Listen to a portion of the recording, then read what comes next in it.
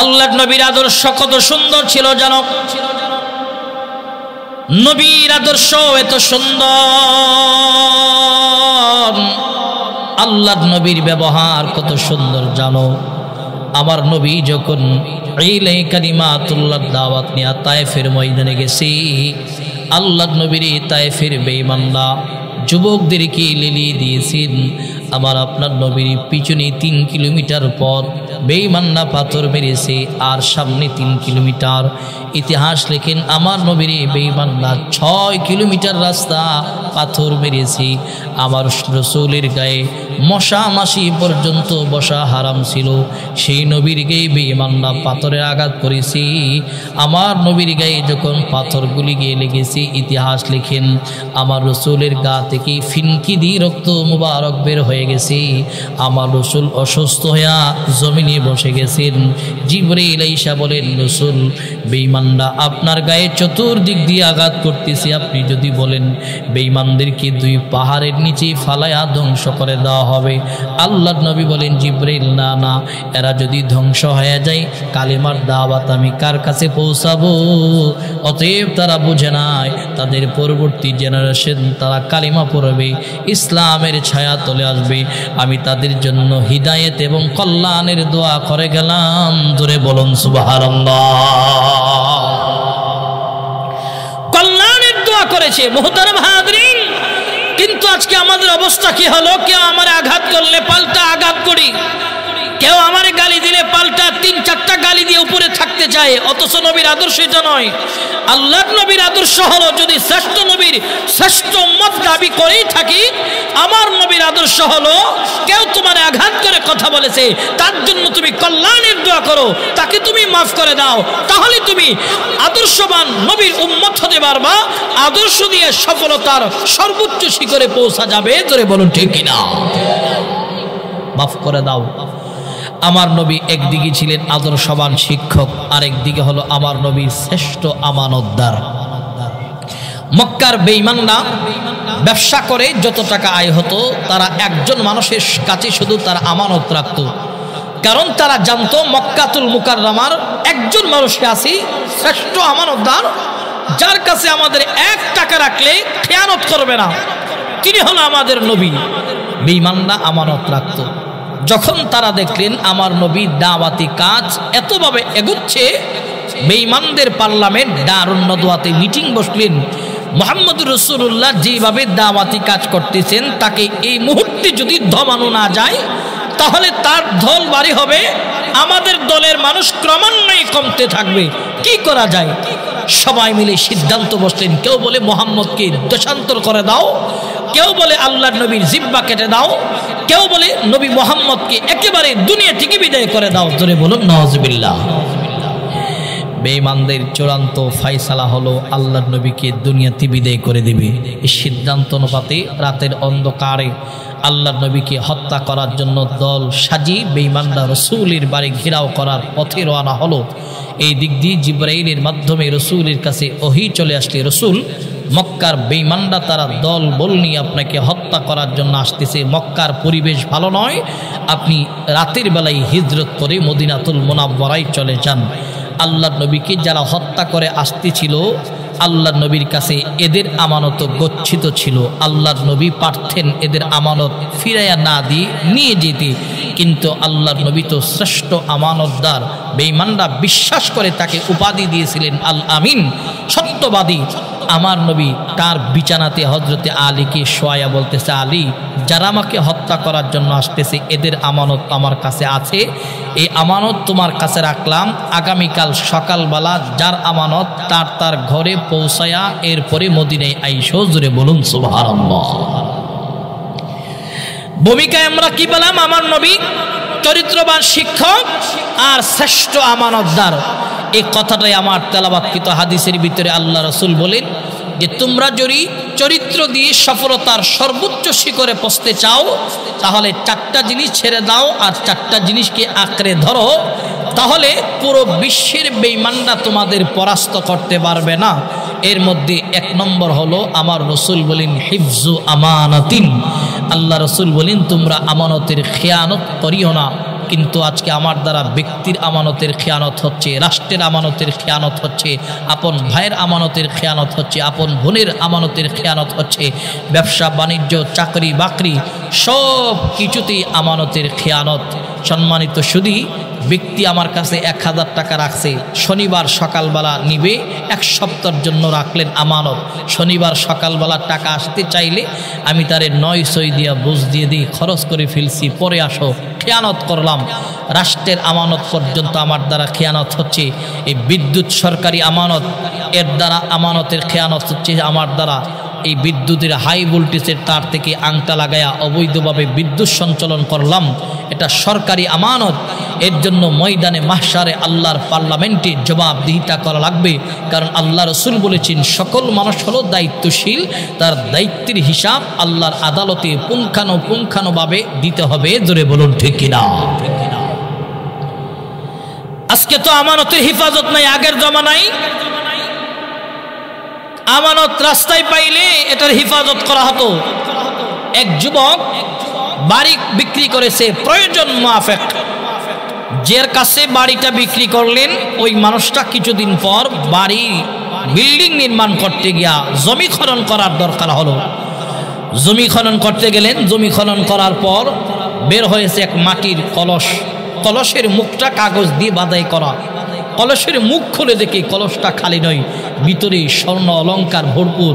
কারণ তৎকালীন সময়ের মানুষের ব্যাংকিংয়ের ব্যবস্থা ছিল না, তারা মাটির নিচে স্বর্ণ অলংকারগুলি মাটির হাড়ি পাতিলের ভিতরে রেখে পুঁতে রাখত। কলস পাওয়ার পর চিন্তা করলেন এটা কার আমানত? এটা তো আমার নয়, আমি যার কাছ থেকে বাড়ি খরিদ করেছি এটা তো তার আমানত। খেয়াল করেন, তার কাছে যতক্ষণ পর্যন্ত পৌঁছাতে না পারবো ততক্ষণ পর্যন্ত আমি একটা মুহূর্তের জন্য বিছানায় পিঠ লাগাবো না। জোরে বলুন সুবহানাল্লাহ। আমার মাটির কলস নিয়ে আবার যার কাছ থেকে বাড়ি খরিদ করলেন তার বাড়িতে তার সামনে দাঁড়ায়া সালাম বিনিময় হলো। সালাম বিনিময় হওয়ার পর বললেন, ভাইজান এই যে মাথার মধ্যে কলস নিয়ে হাজির হইলাম। বলে কি আছে এই কলসের ভিতরে? বলো। বলে এই কলসের ভিতরে আপনার আমানত,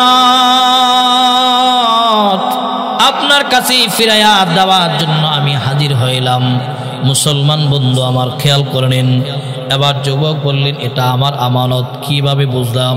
বলে ভাই আপনার কাছ থেকে আমি বাড়ি খরিদ করেছিলাম। বলে হা আমি তোমার কাছে প্রয়োজনে বাড়িটা বিক্রি করেছিলাম।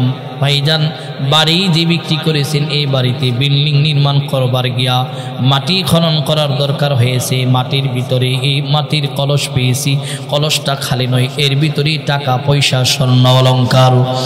আপনার আমানত আপনার কাছে ফিরাইয়া দেওয়ার জন্য মাথায় করে কলস নিয়ে হাজির হইলাম। নেন আপনার আমানত, আপনি ফিরে নেন। মুসলমান বন্ধু আমার, যুবক বললেন না না তুমি নিয়ে নাও, কারণ তোমার কাছে আমি যেরকম করে মাটি বিক্রি করলাম, মাটির নিচে যত গনিমত আছে সব তোমার কাছে বিক্রি করে দিয়ে আসলাম, এটা আমার নয়। দুইজন মিলে কলস নিয়ে ধাক্কা ধাক্কি আরম্ভ করতেছি। একজন বলে তুমি নিয়ে নাও, আরেকজন বলে তুমি নিয়ে নাও। মুসলমান বন্ধু আমার, যুবক মুরব্বী, পর্দার অন্তরালের মা, এবার দুইজন যুবক কলস নিয়ে ধাক্কা ধাক্কি করতেছে। এমন সময় যিনি বাড়ি বিক্রেতা সে বললেন, ভাই রে কলস নিয়ে ধাক্কা ধাক্কি করার দরকার নাই, আমাদের অত্র অঞ্চলে একজন ইনসাফের বিচারক আছে, উনি ইনসাফের বিচার করেন, চলো আমরা ওনার কাছে যাই, উনি আমাদের এই কলসের একটা ফয়সালা দিয়া দেবে। মুসলমান বন্ধু আমার খেয়াল করেন, দুইজন যুবক আবার গাস্তির বিচারক ইনসাফের বিচারকের বাড়ি গেল। বিচারকের বাড়ি গিয়ে বলেন, বিচারক মহোদয়, এই যে মাথার মধ্যে কলস নিয়ে এক যুবক আমার বাড়িতে হাজির হইল, তার কাছে আমি বহুদিন আগে আমার জমি প্রয়োজনে বিক্রি করেছিলাম, কিন্তু মাটি খনন করবার গিয়া এই মাটির কলস পেয়েছি, কলসের ভিতরে স্বর্ণ অলঙ্কার ভরপুর, অতএব আমার আমানত নাকি আমারে ফিরে দেওয়ার জন্য আসছি, এর একটা চূড়ান্ত ফয়সালা দিয়া দেন। আমি তো এই কলস নিবার চাইতেছি না, সে আমার এই মাটির কলসটা দিবার চাইতেছি। মুসলমান বন্ধু আমার, বিচারক মহোদয় বললেন আমারে ইস্তেখারা করার সুযোগ করে দাও। বিচারক মহোদয় ইস্তেখারা আদায় করলেন। ইস্তেখারা আদায় করে দুইজন যুবককে ডাকায়া বললেন, এই শোনো, তোমরা কি বিবাহ করেছো? বলে জি হুজুর। তোমার ছেলে আছে? বাড়ি বিক্রেতা বলতেছে হুজুর আমার ছেলে একটা আছে। প্রাপ্তবয়স্ক? বলে হ্যাঁ। এই বাড়ি ক্রয় করনেওয়ালা, তোমার বিবাহ করেছো? জি হুজুর। ছেলে মেয়ে আছে? বলে আছে, আমার একটা মেয়ে আছে। প্রাপ্তবয়স্ক কি? বলে হ্যাঁ হ্যাঁ হুজুর, আমার মেয়েটা প্রাপ্তবয়স্ক। মুসলমান বন্ধু আমার, খেয়াল করেন আগের জামানার বিচারক কেমন ইনসাফওয়ালা। এবার বলেন দেখো, তোমরা কলস নিয়ে মাথা ফাটানোর দরকার নাই, আমাকে তোমরা বিচারক মেনেছো? বলে হ্যাঁ হ্যাঁ, আপনারই বিচারক মানলাম। মুসলমান বন্ধু আমার, এবার ইনসাফের বিচারক বললেন, এই বাড়ি বিক্রেতা, তোমার ছেলেরে দিয়া ওর মেয়েরে বিবাহ করাও। এই বাড়ি ক্রয় করনেওয়ালা, তোমার মেয়েরে ওর ছেলের কাছে বিবাহ দিয়া দাও। বিবাহ বন্ধনে আবদ্ধ করায়া তোমরা দুইজন আত্মীয় হইবা। আত্মীয় হওয়ার পর এই স্বর্ণ অলঙ্কার ভর্তি কলস নিয়ে তোমরা মাথা ফাটানোর দরকার নাই। এই কলসটা তোমাদের ছেলে মেয়েরে তোমরা হাদিয়া দিয়া দিবা। জোরে বলুন সুবহানাল্লাহ। সমাধান হয়ে যাবে, কলস নিয়ে মাথা ফাটানোর দরকার নাই। আগের জামানার বিচারকটা কেমন ইনসাফওয়ালা ছিল, আর বর্তমানের বিচারকদের অবস্থা কি হলো? যে দিক দিয়ে টাকা পাই ওই দিক দিয়ে বিচার বেচা কিনা করে। জোরে বলুন ঠিক কিনা? আল্লাহর নবী বলেন এমন একটা সমাজ চলে আসবে যে সমাজের টাকার কাছে বিচার বেচা কিনা হবে। এমন একটা সমাজ চলে আসার আগে আগে তোমরা মারা যাও। আল্লাহ রসুল যে সমাজের কথা বলেছিলেন বর্তমানের জন্য এই সমাজটাই প্রবহমান। আজকে অসহায় মানুষগুলি ইনসাফের বিচার পায় না। যাদের পকেটে টাকা আছে, পকেট ভর্তি টাকা দিতে পারে, এদের পক্ষে সমাজ কথা বলে। নয় রে ছয় বানায়া যে বিচার বেচা কিনা করতেছেন, এর জন্য ময়দানে মাহশারে আল্লাহ রাব্বুল ইজ্জাতের পার্লামেন্টে জবাবদিহিতা করা লাগবে। দূরে বলুন ঠিক কিনা? সম্মানিত শুধু আল্লাহ রসুল বলেন এক নম্বর গুণ লাগবে, তোমরা আমানতের খেয়ানত করিও না। আল্লাহ রসুল বলেন যার মধ্যে আমানতদারি নেই তার ঈমান নাই। লা ঈমানা লিমান লা আমানাতা লাহু। আল্লাহ রসুল বলেন যার মধ্যে আমানতদারি নাই তার ঈমান নাই। সম্মানিত শুধু কিন্তু আজকে আমাদের কাছে ব্যক্তির আমানত খেয়ানত হইতেছে। রাস্তায় কোনো জিনিস করে পেয়েছি, এটারে খরচ করে ফেলি। 1000 টাকা পাইলাম, 100 টাকা পাইলাম, 500 টাকা পাইলাম, আমরা এটারে ভাঙ্গিয়ে খেয়ে ফেলি, খরচ করে ফেলি। না, এটা কার আমানত পেয়েছি তালাশ করতে হবে। খরচ করেছি যে আল্লাহর কাছে কিন্তু আমি খেয়ানতদার হিসাবে আল্লাহর কাছে অপরাধী হয়ে যাব। অতএব আমানতদার হওয়ার কথা বললেন রসুল, কিন্তু আমরা খেয়ানতদারি করি বেশি।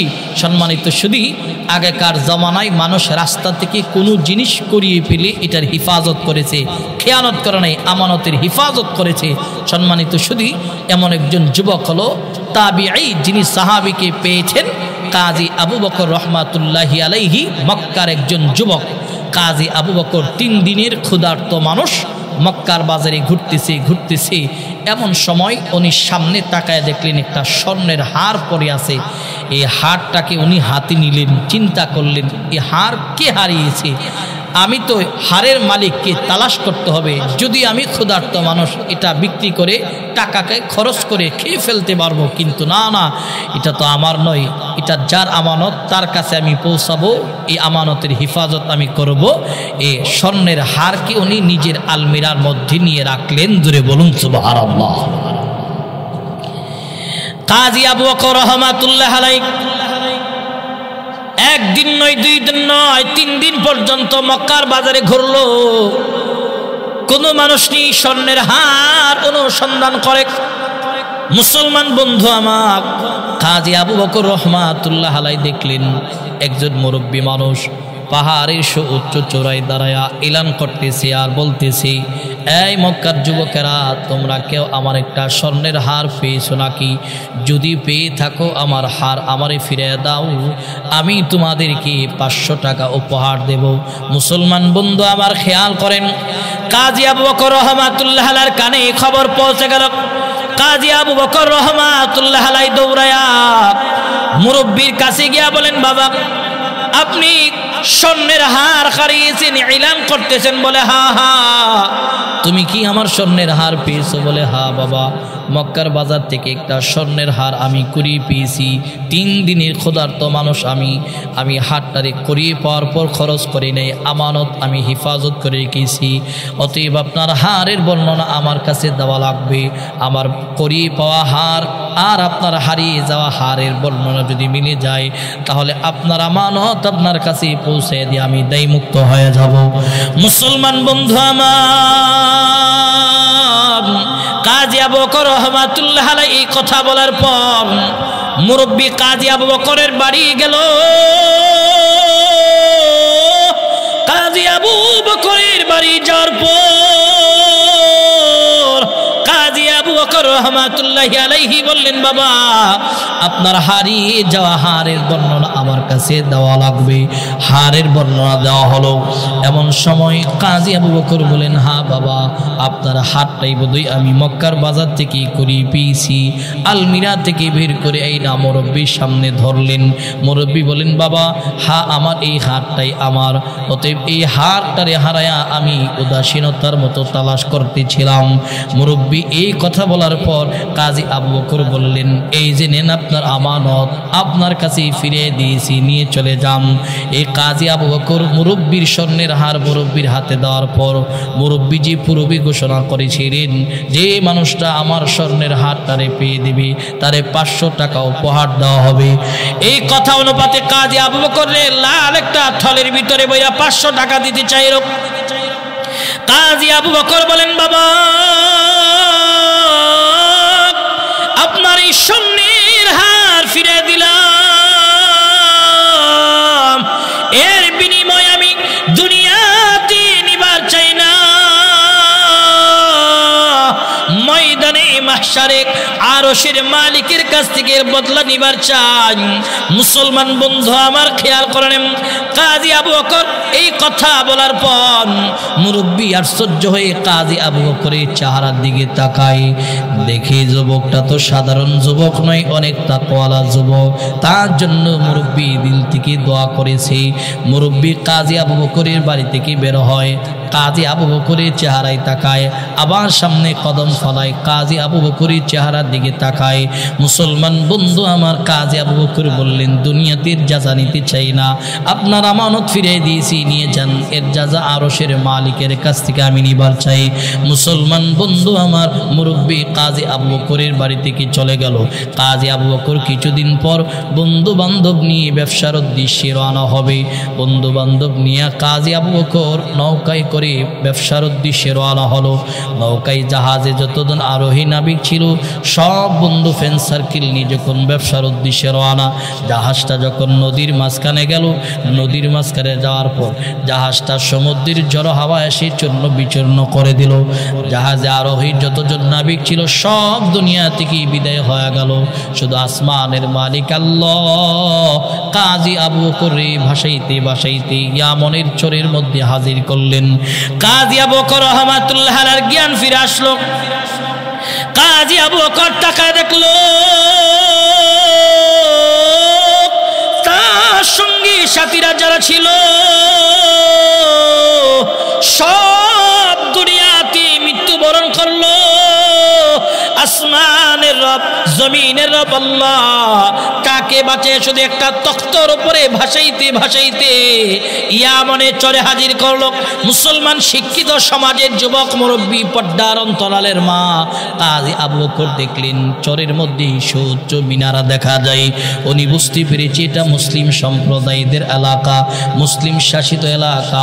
কাজী আবু বকর দৌড়ায়া মসজিদের ভিতরে ঢুকেছি। মসজিদের ভিতরে ঢুইকা আল্লাহু আকবার বলে নামাজ নামাজে দাঁড়ালেন। নামাজে দাঁড়ায়া কাজী আবু বকর তিলাওয়াত করতেছি উচ্চ সুরে তিলাওয়াত করতেছি। কাজী আবু বকরের তিলাওয়াত শোনার পর মসজিদের আশেপাশের যত মুসল্লিরা ছিল সব দৌড়ায়া মসজিদের ভিতরে জড়ো হয়ে গেল। কাজী আবু বকরের যে মাত্র নামাজ শেষ করলো, নামাজ শেষ করার পর মুসল্লিরা জিজ্ঞেস করলো, হে প্রতীক, কি তুমি, কি তোমার পরিচয়, কোথায় তোমার বাড়ি? কাজী আবু বকর চোখের পানি ছেড়ে বললেন, দেখো আমার বাড়ি হলো সুদূর মক্কাতুল মুকাররমা। ব্যবসার উদ্দেশ্যে সমুদ্র নিয়ে জাহাজ নিয়ে রওনা হয়েছিলাম। জাহাজটা ঝড়ের কবলে পড়ে বন্ধু বান্ধব জাহাজে আরোহী সব নাবিক দুনিয়া থেকে বিদায় হয়ে গেল।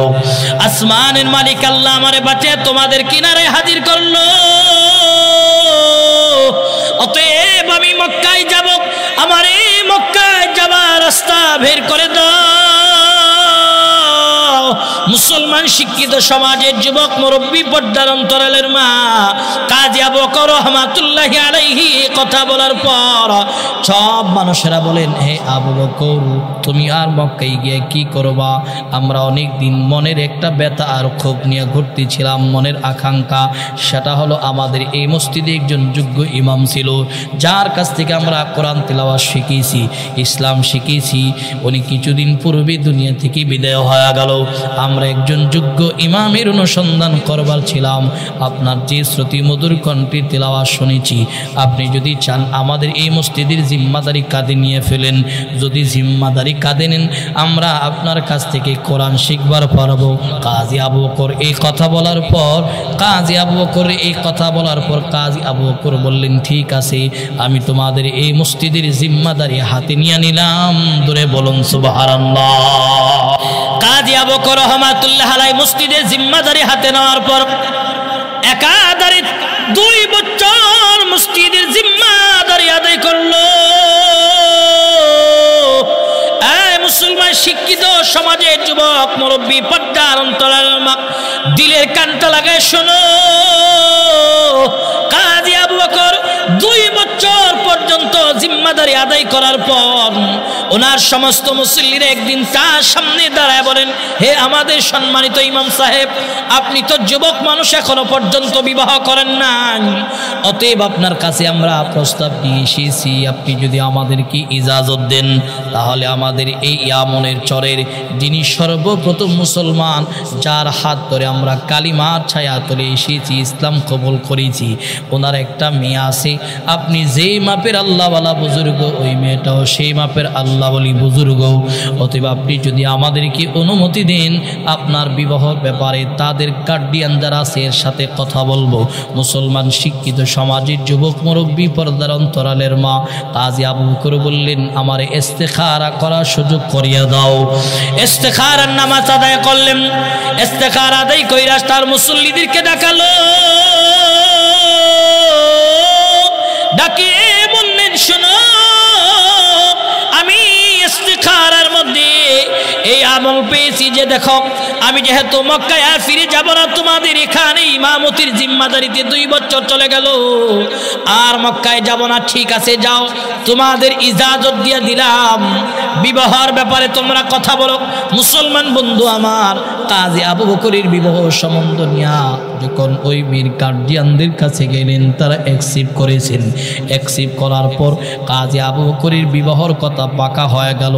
বিবাহর দিন ধার্য করা হলো। 2 জনেরই বিবাহর দিন ধার্য করার পর কাজী আবু বকরে সাজায় গোজায় বিবাহর পিড়িতে বসালো, মেয়েরও বিবাহর পিড়িতে বসালো। আব্দ সম্পূর্ণ হয়ে গেল। মুসলমান বন্ধু আমার, কাজী আবু বকর বাসর রাত, ফুল সজ্জার রাত তার নববধূর ঘরের মধ্যে গেল।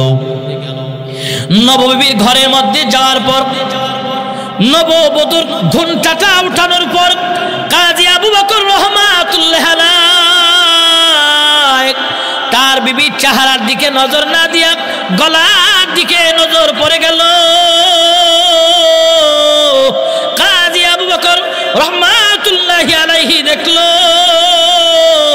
ওই ওই যে মক্কার বাজারে উনি স্বর্ণের হার করিয়ে পেয়েছিলেন, এই স্বর্ণের হার এই মেয়েটার গলার মধ্যে দেখা যায়। মুসলমান বন্ধু আমার, কাজী আবু বকর তখন অনেকক্ষণ যাবৎ তার বিবির গলার মধ্যে তাকায় আসি।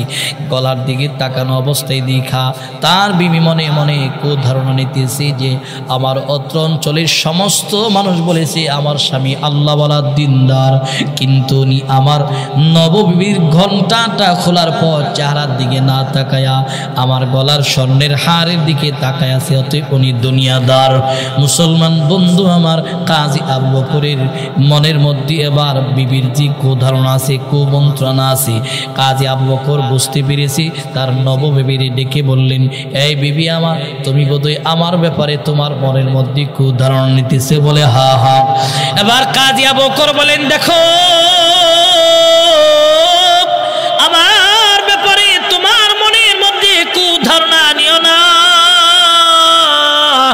কারণ আমি তোমার ঘরে ঢোকার পর ঘুমটা খুলিয়া তোমার চেহারায় না তাকায়া গলার দিকে নজর গেল। গলার স্বর্ণের হারের দিকে কেন তাকায় আছি জানো? কারণ এই হারের পিছনে আমার লম্বা একটা ইতিহাস জানা আছে, লম্বা ঘটনা জানা আছে। বলে কি ইতিহাস বলো? বলে শোনো বিবি, মক্কার বাজারে এমন একটা স্বর্ণের হার আমি করিয়ে পেয়েছিলাম, আর হারটারে হারায় একজন মুরব্বী পাগলের মতো অনুসন্ধান করবার ছিল, তার আমানত আমি তার কাছে ফিরিয়ে দিলাম। সে আমারে 500 টাকা উপহার দিবার চেয়েছে, কিন্তু আমি 500 টাকা নেই, তার আমানত তারে ফিরিয়ে দিয়েছিলাম। সে খুশি হয়ে আমার জন্য দোয়া করেছিলেন। মুসলমান বন্ধু আমার, এই কথা বলা মাত্রই কাজী আবু বকরের নতুন বিবি ডেকে বললেন, স্বামী গো, এই লোকটা তো আর কেউ নয়, ইনি আমার জন্মদাতা বাবা। কিছুদিন পূর্বে দুনিয়া থেকে বিদায় হলো, দুনিয়া থেকে যাবার আগে আমার গলার মধ্যে এই স্বর্ণের হারটারে পরিয়ে দিয়েছি, আর আমাকে বলেছে মারে মক্কার বাজারে একজন যুবক এই হারটারে করিয়ে পেয়েছিল, আমি তারে 500 টাকা দিতে চেয়েছিলাম, সে টাকাটা নেই নাই। তার চেহারার দিকে তাকায়া দেখতেছিলাম, তার মতন যুবক মক্কায় পাওয়া বড় কঠিন ছিল। সে আমানত নেই নাই, বলেছে ময়দানে মাশারে তার রবের কাছ থেকে নেবে। মুসলমান বন্ধু আমার, এই বলে কাজী আবু বকরের নতুন বিবির চোখের পানি ছেড়ে কান্না করলো।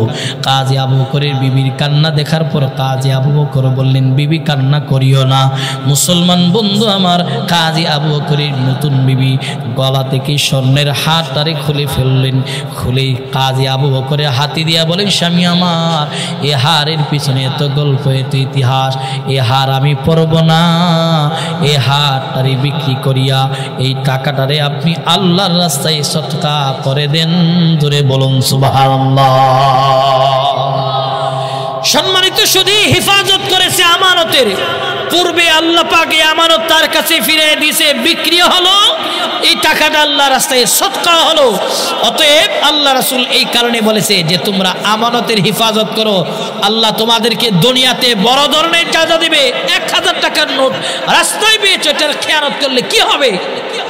1000 টাকার নোট, 500 টাকার নোট পেয়েছো, কার আমানত তুমি পেয়েছো? ফিরাইয়া দাও। মানুষটা তো পাগলের মতো 1000 টাকার নোট হারায়া খুঁজতেছে, তার আমানত তার কাছে ফিরিয়ে দাও। আল্লাহ তোমাকে 1000-এর থেকে বড় জাযা দুনিয়াতে দিতে পারে, আখিরাতে দিতে পারে। অতএব এই কারণে আল্লাহ রাসূল বলেছে, 1 নম্বর গুণ তোমরা হাসিল করো, হিফজু আমানাতিন, তোমরা আমানতের খেয়ানত করিও না। আল্লাহ রাসূল 2 নম্বরে বলেন, ওয়াসিদকু হাদিসিন, তোমরা সত্য বলো, মিথ্যা ছেড়ে দাও। কিন্তু আজকে আমরা দাবি করি সত্য নবীর সত্য উম্মত, আমরা মিথ্যার উপরে সৈলাভ হয়ে আসি। আমাদের কথায় কথায় মিথ্যা কথা চলে আসে, একটা মিথ্যাকে ঢাকার জন্য 20টা মিথ্যার প্রয়োজন হয়। কিন্তু আজকে আমরা মিথ্যাই বেশি বর্ণনা করি। মিথ্যার সবচেয়ে বেশি ফ্যাক্টরি হলো আমাদের হাতের মুঠোফোন। যদি আসি হুমনা বলি, আসি বানসরামপুর, এই যে মিথ্যা কতিগুলি বর্ণনা করলাম, এর জন্য কিন্তু আল্লাহর কাছে জবাব দিতে হবে। আল্লাহ রাসূল বলেন, তোমরা মিথ্যা ছেড়ে দাও, সত্য কথাগুলি বলো, আল্লাহ তোমাদেরকে বিজয় দান করবে। জোরে বলুন সুবহানাল্লাহ। সত্য বললে যে বিজয় দান করে আল্লাহ। খেয়াল করেন সম্মানিত সুধী, ভারতবর্ষে হিন্দু মুসলিমদের মধ্যে সরকারি একটা জমিনি দ্বন্দ্ব চলতেছিল, ফাসাদ চলতেছিল। হিন্দুরা গিয়ে কোর্টে জাস্টিস বিচারকের কাছে মামলা করলেন, বিচারক মহোদয়, আমাদের অত্র অঞ্চলে সরকারি একটা খাসির বমি নিয়ে অনেক দিন যাবৎ ঝগড়া চলতেছে। আমরা হিন্দুরা সকালবেলা মন্দিরে সাইনবোর্ডটা নাই, বিকেলবেলা এই সাইনবোর্ডকে খুলে ছুঁড়ে ফেলে দিয়ে মুসলিমরা মসজিদের সাইনবোর্ড লাগায়। অতএব এর একটা সঠিক সমাধান আমরা চাই। জাস্টিস বিচারক বললেন, তোমাদের এক পক্ষের কথা শুনলে তো হবে না, উভয় পক্ষ একত্রিত হয়ে আমার কোর্টে দাঁড়াতে হবে। এরপরে তোমাদের সত্য যেটা এটাই আমি শুনে সঠিক মীমাংসা করে দেব। সম্মানিত সুধী, জাস্টিস বিচারকের সামনে হিন্দু মুসলমান উভয় দল বিচারকের সামনে যখন গেলেন, বিচারক মহোদয় বললেন যে দেখো, তোমাদের দুই দলের কথাও আমি মানি না, মানব তার কথা। তোমাদের এলাকায় তোমরা যাবে, গিয়ে দেখবা সবচেয়ে বয়োজ্যেষ্ঠ মুরব্বী, যিনি বয়সে মুরব্বী, কাকে পাওয়া যায়, ওনাকে আমার কোর্টে হাজির করবা। উনি যার পক্ষে জবান খুলবে তার পক্ষে সরকারি খাসির বমি আমি লিখিতভাবে দিয়ে দেব। সম্মানিত সুধী, হিন্দু মুসলিমরা এদের এলাকায় গিয়ে তালাশ করতেছে, তালাশ করে পেয়েছে এলাকার সবচেয়ে বয়স্ক মুরব্বী হলো হযরতে জাকারিয়া কান্দলবী রহমাতুল্লাহি আলাইহির আব্বাজি মৌলানা ইয়াহিয়া কান্দলবী রহমাতুল্লাহি আলাইহিকে।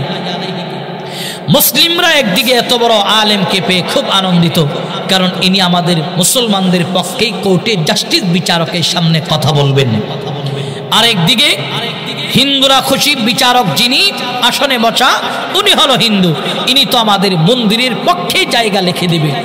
হিন্দু মুসলিমরা এই মনোভাব নিয়ে অন্তরে জাস্টিস বিচারকের সামনে ইয়াহিয়া কান্দলবী রহমাতুল্লাহি আলাইহিকে হাজির করলেন। জাস্টিস বিচারক বললেন, এই মৌলবী ইয়াহিয়া কান্দলবী, আপনি বলুন তো দেখি, এই সরকারি খাসির বমিটা নিয়ে যে হিন্দু মুসলিমদের মধ্যে অনেক দিন যাবৎ ঝগড়া চলতেছে, আসলে এই খাসির বমিটা কাদের? এই কথা বলার পর জাস্টিস বিচারকের সামনে ইয়াহিয়া কান্দলবী বললেন, বিচারক মহোদয়, আমি সত্য নবীর সত্য উম্মত। আমার নবী জীবনে কোনোদিন মিথ্যা কথা বর্ণনা করে নাই। আমার নবী 63 বছরের জীবনে অনুসন্ধান করলে, তালাশ করলে দেখা যাবে আমার নবী একটা মিথ্যা কথা বর্ণনা করে নাই। আমি সেই সত্য নবীর সত্য উম্মত। অতএব আপনার কোর্টে আমারে দাঁড় করানো হলো মিথ্যা কথা বলার জন্য নয়, আমি সত্য নবীর সত্য উম্মত হইয়া সত্য কথাই বলতেছি। বিচারক মহোদয়, এই যে সরকারি খাসির বমি, এটা পূর্ব থেকেই হিন্দুরা বুক দখল করে আসতেছিল। জোরে বলুন সুবহানাল্লাহ। হিন্দুদের পক্ষে উনি জবান খুললেন। জাস্টিস বিচারকের সামনে হিন্দুদের পক্ষে জবান খোলার পর ইয়াহিয়া কান্দলবীর জবানের কথা শোনা মাত্র বিচারক মহোদয় খাতায় লিখে দিলেন, যাও, আজ থেকে এই সরকারি ভূমিটা হিন্দুদের নামেই দেওয়া হলো, এদের মন্দিরের নামে লেখা হলো। মুসলমান শিক্ষিত সমাজের যুবক মুরব্বী, পর্দার অন্তরালের মা ইয়াহিয়া কান্দলবী রহমাতুল্লাহ আলাইহি উনি কোর্টে দাঁড়ায় আছে, আর মুসলিমরা এত অকাত্য ভাষায় ওনারা গালি দিতেছে। মুসলিমদের প্রতিটা তিরস্কারের জবাব উনি দেয় নেই, সবর করেছে। সবর, কারণ সবর করলে আল্লাহ বিজয় দান করে। মুসলমান বন্ধু আমার, ইয়াহিয়া কান্দলবী রহমাতুল্লাহ আলাইহি দাঁড়ায়া দাঁড়ায়া কান্না করতেছে সত্য কথা বলার কারণে। মুসলিমরা ওনারে অনেক অকাত্য ভাষায় গালিগালাজ করতেছে, কিন্তু উনি তো সত্যের উপরে অবিচল, মিথ্যা বর্ণনা করে নাই। আল্লাহ যে বিজয় দান করে খেয়াল করেন, সত্য বললেন। ইয়াহিয়া কান্দলবী রহমাতুল্লাহ আলাইহি একদিন নয়, 2 দিন নয়, 3 দিন পর্যন্ত মুসলমানদের আক্রমণাত্মক ব্যবহারের কারণে নিজের ঘর থেকে উনি বের হতে পারেন না। মুসলমান বন্ধু আমার, ইয়াহিয়া কান্দলবী আল্লাহ ওয়ালা বুজুর্গ, তাহাজ্জুদের নামাজ মিস নাই। একদিন তাহাজ্জুদের নামাজ পড়ার জন্য ইয়াহিয়া কান্দলবী রহমাতুল্লাহ আলাইহি ওযু বানাবে, তাহাজ্জুদের ওযু পানি নিয়ে দাঁড়ায় আছে। এমন সময় শুনতেছি ওনার বাড়ির উঠানের মধ্যে মানুষের জুতার আওয়াজ, পায়ের আওয়াজ শোনা যায়। ইয়াহিয়া কান্দলবী আতঙ্কিত হয়ে গেল, ভালো না জানি মুসলিমরা আমার ঘর বাড়ি জ্বালায়া দেওয়ার জন্য আসলো নাকি। ইয়াহিয়া কান্দলবী রহমাতুল্লাহি আলাইহি নিজের ঘরের দরজাটা একটু ফাঁক করলেন, দেখলেন হিন্দুরা দাঁড়ায় আছেন, মুসলমান নয়। অত্র অঞ্চলের সমস্ত হিন্দু সম্প্রদায় ওনার বাড়ির উঠানের মধ্যে অপেক্ষমান ধারণ অবস্থায়। ইয়াহিয়া কান্দলবী উনি দরজাটা পুরাটা খুললেন, হিন্দুদেরকে ডেকে বললেন যে দেখো আমি তোমাদের ব্যাপারে তো কোর্টে জাস্টিস বিচারকের সামনে সত্য জবানবন্দি দিয়ে দিলাম, তোমরা কি আমার ঘর বাড়ি জ্বালায়া দেওয়ার জন্য আসছো নাকি? মুসলমান শিক্ষিত সমাজের যুবক মুরব্বী পর্দার অন্তরের মা ইয়াহিয়া কান্দলবী এই কথা বলার পর সমস্ত হিন্দুরা বললেন হুজুর আমরা আপনার ঘর বাড়ি জ্বালায়া দেওয়ার জন্য আসি নাই, তাহলে কিসের জন্য এসেছো? হুজুর আপনারে দেখেছি সত্য নবীর সত্য উম্মত হয়া কোর্টে দাঁড়ায় আমাদের পক্ষে কথা বলেছেন, অতএব আপনি যে ধর্ম গ্রহণ করেছেন এই ধর্ম সত্য, যে নবীর উপরে আপনারা ঈমান এনেছেন সেই নবী সত্য, অতএব আমরা সকলে মিলে ওয়াদাবদ্ধ হয়েছি যে জায়গাটা মন্দিরের নামে আমরা কোর্ট থেকে রায় পেয়েছি এই জায়গায় মন্দির হবে না, এই জায়গায় আমরা আল্লাহর ঘর মসজিদ বানাবো, মসজিদে বানায়া এই মসজিদের ইমাম নিযুক্ত করব আপনাকে, এই মসজিদের ইমাম নিযুক্ত করার পর আমরা আপনার মুসল্লি হব। এই এরাদা নিয়া এই ইচ্ছা নিয়া আপনার হাতে গভীর রজনীতে কালিমা পড়ার জন্য আমরা সবাই এখানে একত্রিত হয়েছি, অতএব আমাদেরকে কালিমা পড়ায় আপনি মুসলমান বানায়া দেন। জোরে বলুন সুবহানাল্লাহ। ইয়াহিয়া কান্দলবী রহমাতুল্লাহি আলাইহি যদি কোর্টে জাস্টিস বিচারকের সামনে দাঁড়িয়ে মিথ্যা জবানবন্দি দিতেন তাহলে এতগুলি হিন্দু কি মুসলমান হতো? কথা বলেন হতো? এই কারণেই আল্লাহ রসুল বলেছে, লম্বা কথা, আল্লাহ রসুল বলেছেন 2 নম্বর গুণ হলো তোমরা মিথ্যা ছেড়ে দাও, সত্য বলো। বিজয় দান করবে কে? কথা বলেন কে? বিজয় দান করবে আল্লাহ। আজ থেকে আমরা মিথ্যা ছেড়ে দেব, সত্য বর্ণনা করব। আল্লাহ রসুল আমার 3 নম্বরে বলেন ও হুসনু খলিকাতিন, তোমাদের আখলাক চরিত্র ব্যবহার নবীওয়ালা চরিত্র বানাও, নবীওয়ালা আখলাক বানাও। কিন্তু আজকে আমরা শ্রেষ্ঠ নবীর শ্রেষ্ঠ উম্মত, এখনো পর্যন্ত আমাদের আখলাক ব্যবহার চরিত্র নবীওয়ালা চরিত্র হয়নি। আল্লাহ নবীর কাছ থেকে যে আদর্শ যে চরিত্র পেয়েছিলেন সাহাবা আজমাইনরা, সেই চরিত্র সেই গুণে গুণান্বিত ছিল নবীর সাহাবীরা। এর মধ্যে হজরতে খলিফাতুর রাসূল হজরতে ওমর ফারুক রাদিয়াল্লাহু তাআলা হলো অন্যতম। আল্লাহর নবীর সাহাবী, তার মধ্যে নবীর আদর্শ এতটাই বিদ্যমান ছিল। আল্লাহর নবীর সাহাবী হযরতে আবু বকর রাদিয়াল্লাহু তাআলা আনহু যুদ্ধের ময়দান থেকে রোম সম্রাটের একজন সন্তানকে গ্রেফতার করে আনলেন। সম্মানিত সুধী খেয়াল করেন, রোম সম্রাটের সন্তানকে গ্রেফতার করে আনার পর হযরত ওমর তাকে বললেন ইসলাম কবুল করো, বলে না করব না। তাহলে ট্যাক্স প্রদান করো, করব না। হযরত ওমর রাদিয়াল্লাহু তাআলা আনহু বললেন ঠিক আছে, তাহলে তাকে ফাঁসির কাস্টে জল্লাদ ঝুলাইয়া দাও। সম্মানিত সুধী, তাকে ফাঁসির কাস্টে ঝুলাবো হবে এমন সময় জল্লাদ তাকে জিজ্ঞেস করলেন, ওমরও পাশে দাঁড়ানো, যে এই জল্লাদ তাকে জিজ্ঞেস করো তো তার জীবনের শেষ ইচ্ছা কি, শেষ তামান্না কি, আজকে পূর্ণ করা হবে। জল্লাদ তাকে জিজ্ঞেস করলেন, বলো তো দেখি তোমার জীবনের শেষ ইচ্ছা কি? রোম সম্রাটের সন্তান, রোম সম্রাটের সন্তান বলেন যে ওমর, আমার জীবনের শেষ ইচ্ছা আকাঙ্ক্ষা হলো আমাকে তুমি যদি একটা গ্লাস পানি পান করার অনুমতি দিতা। হযরত ওমর বললেন মাত্র 1 গ্লাস পানি? বলে হ্যাঁ। হযরত ওমর বললেন জল্লাদ তাকে 1 গ্লাস পানি পান করার সুযোগ করে দাও। জল্লাদ পানি পান করার সুযোগ করে দিলেন। পানি হাতে দেওয়ার পর পানি গ্লাস নিয়ে রোম সম্রাটের সন্তান দাঁড়িয়ে আছে। সম্মানিত সুধী খেয়াল করেন, আলোচনার ইতি টানবো। আমরা যারা আমাদের আখেরি মোনাজাত যে মুরব্বী করবেন, আমরা হযরতকে আস্তে আস্তে করে মঞ্চের দিকে নিয়ে আসি। সম্মানিত সুধী, রোম সম্রাটের সন্তান পানির গ্লাস নিয়ে দাঁড়ায় আছে। হযরত ওমর বললেন পানি পান করো না কেন? বলে ওমর, পানি যে পান করব কিভাবে করব? এই পানি যদি অর্ধেকটা পানি পান করি আর অর্ধেকটা বাকি থাকতে আপনি ফাঁসির কার্যক্রম আরম্ভ করে দিবেন। আপনি যেই রাগান্বিত মানুষ, অতএব আমি পানি পান করব না। হযরত ওমর বললেন, না, পানি পান করো, তুমি পুরো পানি খাওয়ার পর তোমাকে ফাঁসিতে ঝোলানো হবে। বলে, না, বিশ্বাস করি না। ওমর বললেন, কি করলে বিশ্বাস করবা? রোম সম্রাটের সন্তান তখন বললেন যে, ওমর, বিশ্বাস করব, আপনি আমার সাথে কথা বলুন। আমি রোম সম্রাটের সন্তান, যতক্ষণ পর্যন্ত এই গ্লাসের পানি পান না করব ততক্ষণ পর্যন্ত আপনি আমাকে হত্যা করবেন না। হযরত ওমরও তার সাথে সাথে বললেন, ঠিক আছে, তুমি রোম সম্রাটের সন্তান, যতক্ষণ পর্যন্ত এই গ্লাসের পানি পান না করবে ততক্ষণ পর্যন্ত তোমাকে হত্যা করব না। এই কথা বলার পর ওমর এই কথা যেই মাত্র না প্রকাশ করলেন, সাথে সাথে রোম সম্রাটের সন্তান নিজের হাত থেকে পানির গ্লাসটা নিচে ছেড়ে দিয়েছে। ওমর বললেন যে, কি ব্যাপার, তুমি পানির গ্লাসটা নিচে ছাড়লা কেন? যে, ওমর, আপনি তো বলেছেন আমি গ্লাসের পানি যতক্ষণ পর্যন্ত পান না করব ততক্ষণ আপনি আমাকে মৃত্যুদণ্ডের আইন কার্যকর করবেন না। এই গ্লাসটা ফালাইয়া দিছি, গ্লাসটা জোড়া লাগাইয়া দেন, পানিটার ভিতরে ঢুকাইয়া দেন, এরপরে পান করব। হযরত ওমর বললেন, এটা তো সম্ভব নয়। রোম সম্রাটের সন্তান বলেন, তাহলে আমাকে ফাঁসিতে ঝোলানো সম্ভব নয়। সম্মানিত সুধী, তাহলে কি করবা? হযরত ওমর তখন মুস্কি হেসে দিয়া বললেন, যাও, তোমাকে আমি ক্ষমা করে দিলাম। যেই মাত্র ক্ষমার ঘোষণা হলো, রোম সম্রাটের সন্তান বলেন, ওমর, আমাকে আপনি কালিমা পড়ায়া মুসলমান বানায়া যান। ধরে বলুন সুবহানাল্লাহ।